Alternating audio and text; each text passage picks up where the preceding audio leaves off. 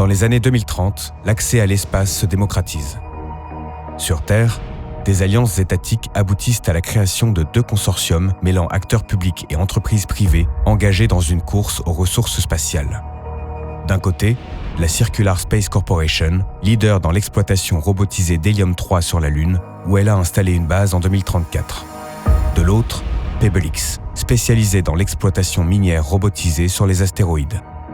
Les travaux des 2 consortiums progressent parallèlement, et ce, avec le même objectif, exploiter les ressources d'outre-terre. 2040 marque le début d'une escalade des tensions entre les 2 géants économiques. Les incidents et agressions se multiplient au cours des décennies 2040-2050, chacune des entités accusant l'adversaire de sabotage.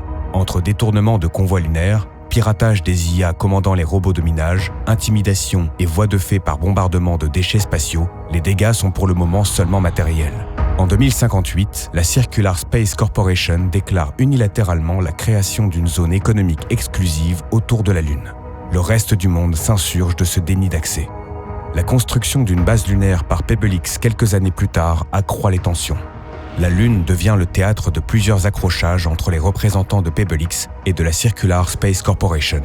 Les premières pertes humaines lors d'un affrontement spatial sont à déplorer. Ce déferlement de violence agit comme un électrochoc.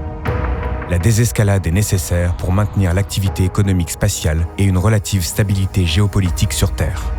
Cette désescalade est concrétisée par la signature d'un traité de non-agression à la fin des années 2060. La paix est cependant de courte durée. PebbleX et la Circular Space Corporation augmentent leurs investissements dans l'industrie spatiale à des fins civiles et militaires. Une course aux armements débute, rendue possible par une hausse drastique des budgets consacrés à la guerre spatiale.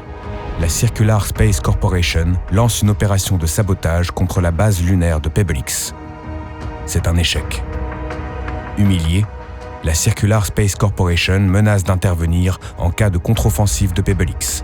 L'envoi d'une arme nucléaire dans l'espace est évoqué. En 2075, l'espace pourrait-il devenir le théâtre d'un conflit ouvert de haute intensité ?